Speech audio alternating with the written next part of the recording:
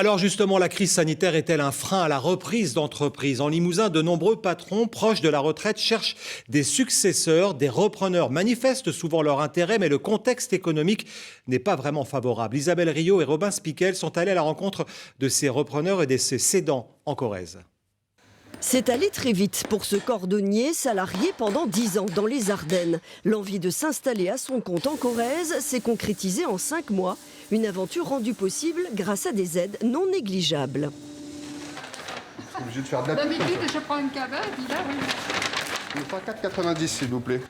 Merci. Mis à part les aides d'initiative Corrèze, qui permettent de pouvoir avoir en fait un apport pour la banque, pour que la banque puisse vous suivre plus facilement, on va dire.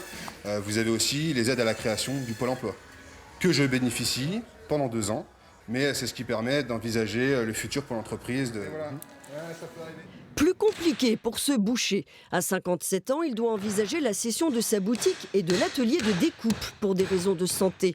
Le haut potentiel de cette société familiale florissante ne suffit pourtant pas pour attirer un repreneur. Nous, on mettait ça un peu sur le compte du Covid. Et puis c'est pareil. Bon, il faut que les banques, elles prêtent toutes.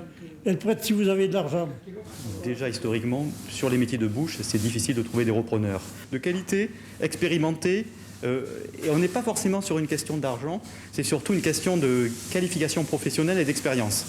Et justement, ce candidat à une reprise en a dans le domaine de la logistique, lui. Après 13 ans de CDI, cet ingénieur a décidé de se lancer et travaille le réseau corrézien pour trouver une entreprise à reprendre.